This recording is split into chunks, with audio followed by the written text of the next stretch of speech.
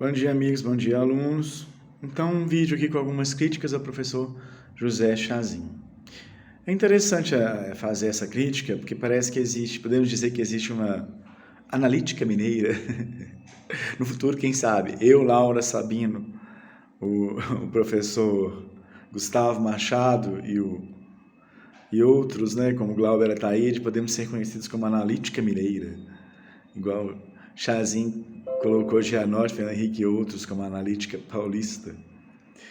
Então, um pouquinho das críticas da analítica mineira a esse analítico mineiro paulista que é Chazin.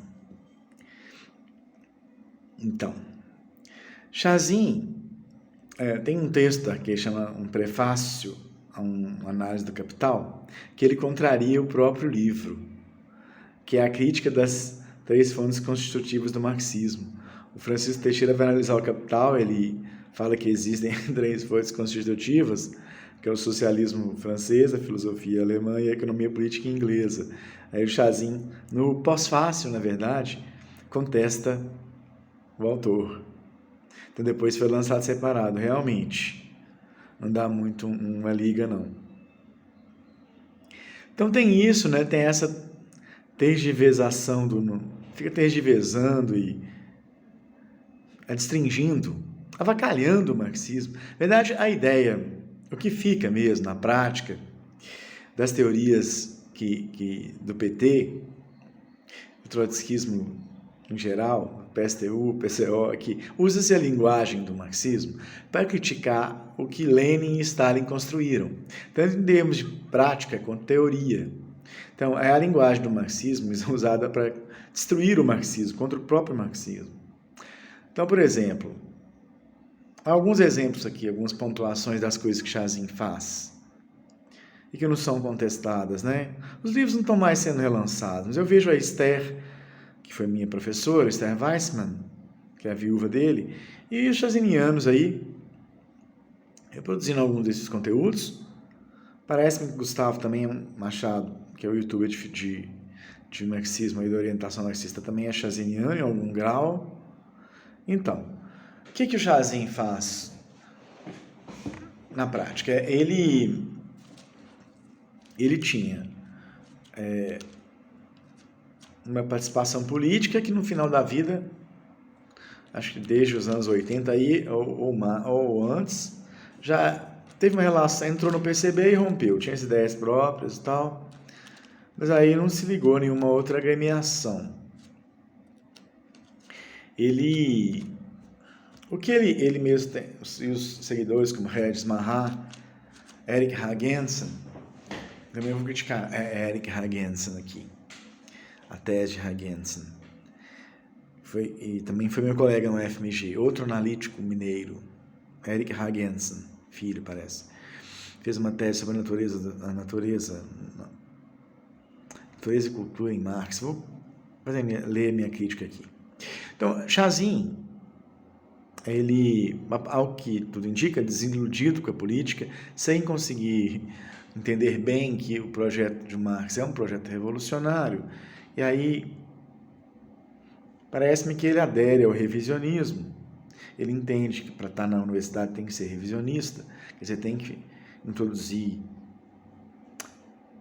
interpolações, avacalhações, deturpações do marxismo-leninismo, quer dizer, das teorias e práticas do Lenin e do Stalin. Isso aí parece que ele entende muito bem. Igual Inácio Rangel falou que para esse marxismo universitário circular, ele tem primeiro que falar mal do Stalin, em segundo, se possível, falar mal da União Soviética. É isso no mundo todo, esse marxismo universitário. Então, a intenção dele é complicar, ao invés de explicar, como está num vídeo do GAPB, aí do grupo de estudos do povo brasileiro. Eu acho que esse é um insight bom. Não é fazer a revolução, mas embora fique uma barulhada, uma gritaria, uma falação sobre revolução. Então, Chazin retornou lá ao jovem Marx e pegou a ideia de que existe um politicismo. Quem sabe ele se inspira no economicismo, porque falava-se no economicismo marxista, ele desenvolve um politicismo. que ele combate, que seria o primado da política como um todo que ele rejeita. Então, para ele, a política liberal, ele vai lá nas glossas ao rei da Prússia, do Marx, em que o Marx critica a política liberal. E ele acha que está criticando a política em si. E aí generaliza isso, fazendo péssima política. No final da vida, ele estava fazendo péssima política. Tem um texto no Poder do Real, que o comentarista me perguntou sobre esse tipo de coisa que ele fazia aqui. Nesse texto, Poder do Real, que eu dei uma relida agora para fazer esse vídeo, de meados dos anos 90, Chazin faz uma análise da eleição do Fernando Henrique, aquela de 94, em que Lula e FHC competiram. Ele parece não entender que uma eleição ela envolve frações da burguesia, que tem diferenças e conflitos.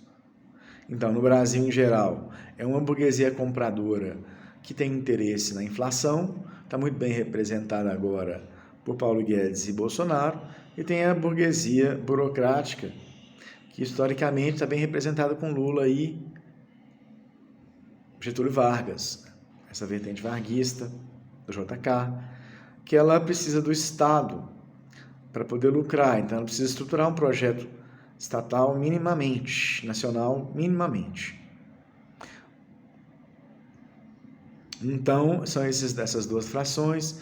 Podemos dizer, por exemplo, Jânio ligado à burguesia compradora, Bolsonaro, Collor, e a burguesia burocrática seria Vargas, Juscelino Kubitschek, Geisel ou Lula. Então é isso que a gente tem que discutir, os conflitos entre as classes, e no geral, as frações burguesas que estão envolvidas ali numa eleição, como é que elas conflitam e se articulam, e isso o Chazin não consegue fazer. Entender que a eleição tem a ver com a classe burguesa recrutando quadros para as reformas. Agora, desde o projeto neoliberal dos anos 90, o Estado permite, é muito engraçado, né? Um Estado simpático ao fascismo, predominantemente como o do Bolsonaro, permite a existência do PSOL, ligado ao Estado, também elegendo representantes e tudo. Mas por quê? É porque a força do Estado, selecionando só os quadros, permitindo as reformas apenas neoliberais, apenas as que interessam aos ricos e poderosos, é muito grande. Acaba que esses pequenos partidos, PCO, PSTU, eles acabam não fornecendo os quadros são filtrados, não entram. Muito poucos parlamentares ali do PSOL entram, do PT, mas eles entram lá para discutir coisas pequenas, não são para revolucionar. Para discutir se o auxílio emergencial vai ser de 200 ou de 600 reais. São pequenas lutas, não é? Leis a favor de minorias, que são leis que sempre a gente precisa lutar para fazer valer, não é? Então, tem essa confusão do Chazin, da política liberal como sinônimo da política em si. Aí ele faz péssima política. No final da vida, ele estava fazendo coisas que eram vexatórias mesmo, passando vergonha mesmo. No final da vida, tinha uma greve na UFMG, ele foi e começou a falar essas frases de efeito lá, avacalhando lá a discussão mais prática sobre a greve. Ele falava, a esquerda morreu, a universidade tem que fazer ensino, pesquisa e revolução. O comitê de greve é o comitê central sem os sovietes. Aí depois eu ouvi da Helena, que era diretora da Fafiche, era professora de História, que se a Faculdade de Filosofia e Ciências Humanas continuasse mandando cachorros doidos como Chazin, eles não receberiam os representantes da Fafiche. Então, essa época aí ele expulsou um militante do PCB, que é o Fábio, de sala de aula e acabou sendo um processo administrativo, respondendo a um processo administrativo. Que o militante do PCB, que é o Fábio Bezerra, moveu contra Chazin. O Chazin, aí vem a questão. Aparentemente é incompreensível uma figura como Rubens Enderle passar de um orientando de Chazin e de Esther Weissman a Olavete, simpático ao fascismo. Mas, se você pensar bem, eu conversei com uma pessoa ligada ali a nós dessa época, a analítica mineira, e que bem analisou que a personalidade do Chazin é semelhante ao do Olavo de Carvalho. Os dois fumam desbragadamente, têm uma posição tanto quanto messiânica de líderes, tanto quanto autoritária, quanto a crítica e a divergência por parte dos discípulos. Então, são personalidades semelhantes. Personalidades autoritárias. Né? Então, Chazin gosta do jovem Marx e mistura o vocabulário hegeliano do jovem Marx com o vocabulário marxista e cultiva, então, essa discussão sobre ontologia no Marx. A ontologia é a discussão sobre o ser do ser. A ontologia é uma discussão sobre Deus. Durante a tradição filosófica e tal, na história da filosofia, na Grécia Antiga. Então, o que existe no mundo para o marxista, para os marxistas? O que a gente tem que reter dessa discussão? O que existe é matéria em movimento. Pronto, resolveu o probleminha básico. Aí a primeira discussão aí da ontologia marxista tinha que ser esse ponto de partida. Falou? Então vamos. Então tem um livro aqui do Chazin que estuda o integralismo, a hiperregressividade, no capitalismo, hiperregressividade no capitalismo hipertardio. Esse livro do Plínio Salgado é especialmente interessante, e eu acho o enfoque do Chazin interessante, em pelo menos tentar analisar a realidade brasileira. Mas eu creio que, no fim das contas, ele é uma consciência ingênua e pouco crítica. É nisso que dá esse tipo de... Por isso teve esse tipo de rebordosa, de convulsão igual em 98, né? Essa briga aí que comprou contra o comitê de greve, querendo mais aparecer, parece que foi contestado. Então, prosseguindo. O integralismo, para ele, não é fascismo. Então, eu acho bastante curioso o título. Integralismo, Plínio Salgado, hiperregressividade no capitalismo hipertardio. O que seria, então, o Bolsonaro? Hiperregressividade no capitalismo hipertardio, super hipertardio. Mas essa discussão é interessante sobre o fascismo. Nós estamos vivendo um regime simpático ao fascismo. O que é a teoria do Chazin ali?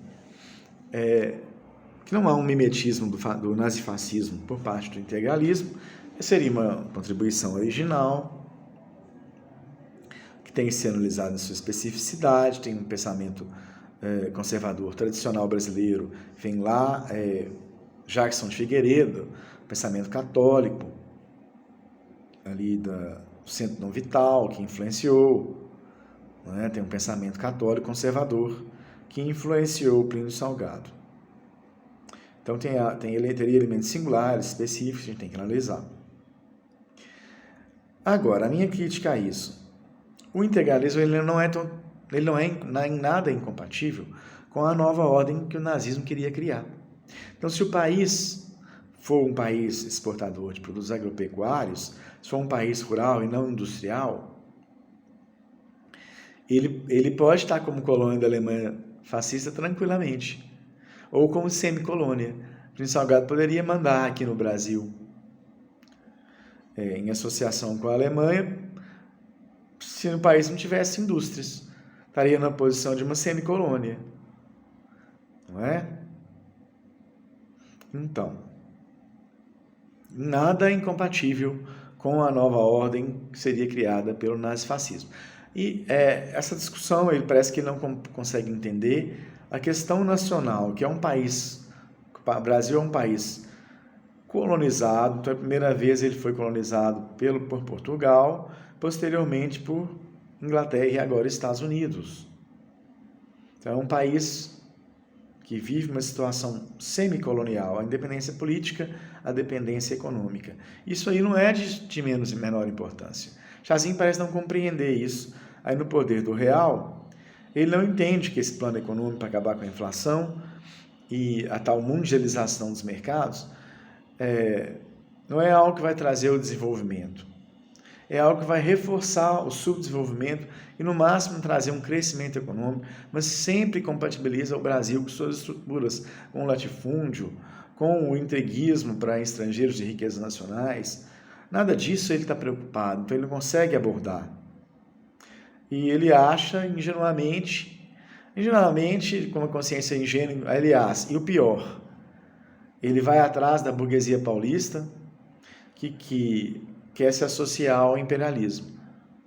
Que as relações do imperialismo, como diz Caio Prado em Revolução Brasileira, que era um livro que Chazin indicou no curso que eu fiz com ele sobre filosofia no Brasil, ele deveria conhecer esse livro.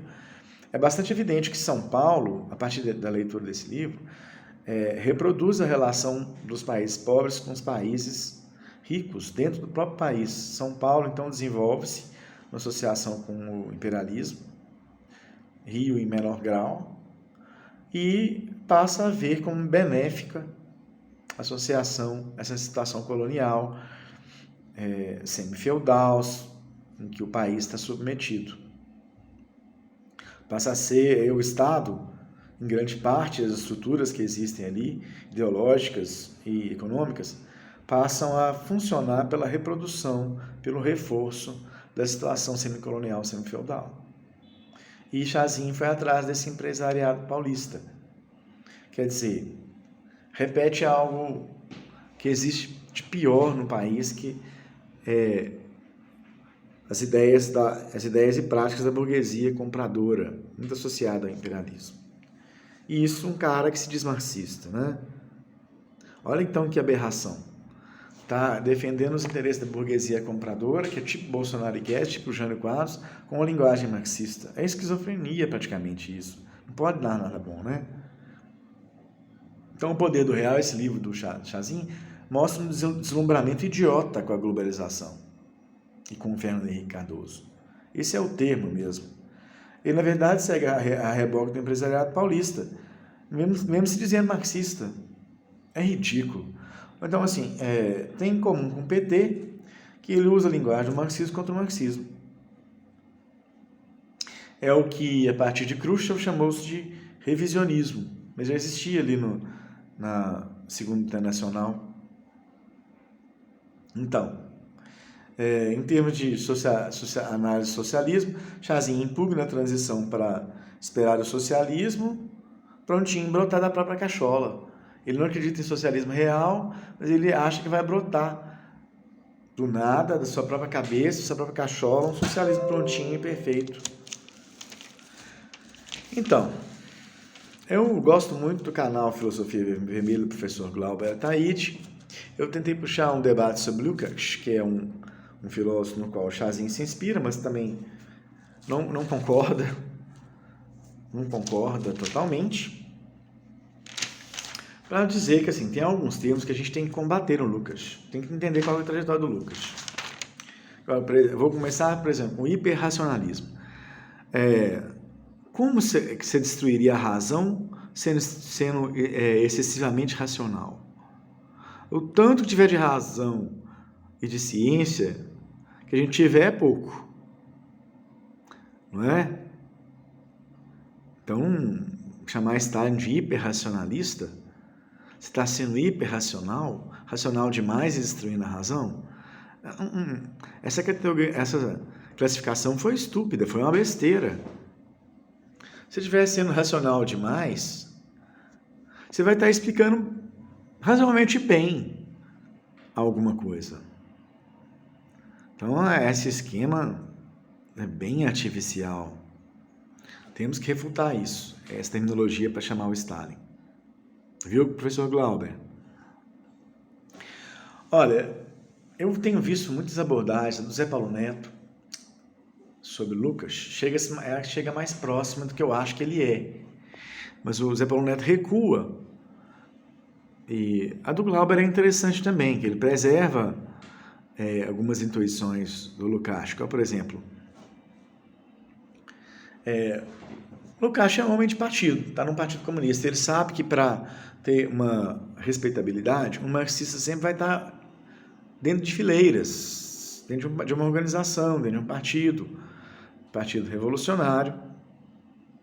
E na pior das hipóteses, de um partido social-democrata ou de uma frente ou de reformistas, mas dentro de uma organização em que se discute o marxismo. Eu acho que é algo que da respeitabilidade, está próximo ao projeto revolucionário do Marx, estar numa organização que tem vocabulário marxista e que, pelo menos em alguns pontos, está próxima do projeto revolucionário do Marx, porque é bastante complicado. Igual Gianotti, um cara que se diz marxista, né? Nem é um marxista, um marxiano, marxólogo. Igual diz o Klaus Carmelotto, morte aos marxólogos!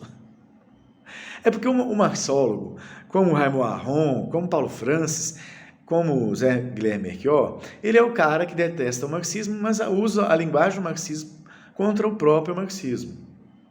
É algo que na minha geração, que tem 47 anos, tornou-se, de certa forma, ultrapassado. Não é? A direita, igual você vê, por exemplo, na obra do Martim Vaz da Cunha, ela já tem uma própria linguagem de direita. Ela recusa, então, agora, mesmo usar a linguagem do marxismo, que já seria uma concessão ao inimigo. Não é? Então, ela tem suas próprias elucubrações, suas próprias teorias, que advêm uma tradição brasileira. Martim Vaz da Cunha fala em transcendência, mas a ideia é usar a religiosidade contra o materialismo, contra o marxismo, não é? Evocar uma religião e demonizar o marxismo. As religiões que eles evocam são as mainstream, são as principais, que setores da católica, igual o Opus Dei, a igreja evangélica pentecostal, né?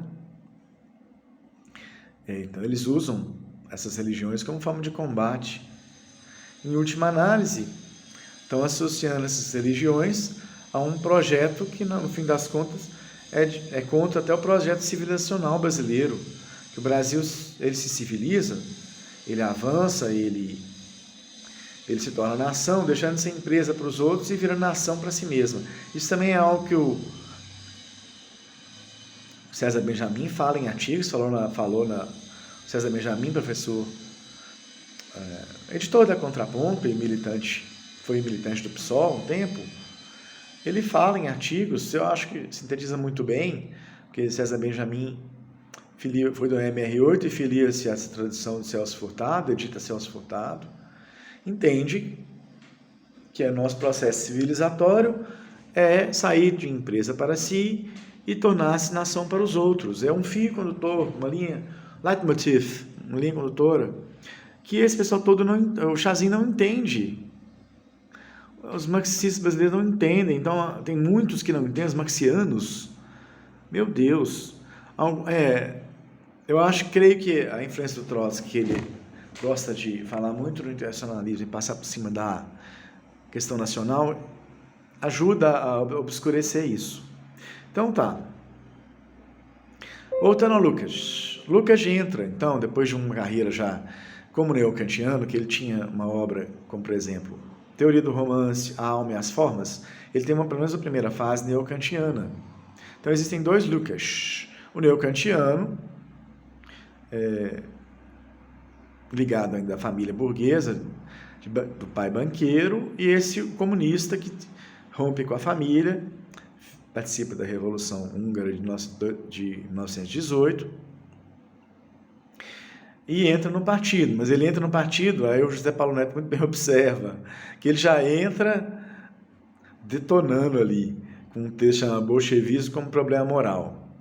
O que eu acho que é o problema do Lukács, que a gente tem que investigar? Eu fiz um artigo que chama Efeitos Especiais de Georg Lukács, e eu vejo que é um problema insuperável mesmo. Ele é muito ligado ao idealismo subjetivo ainda.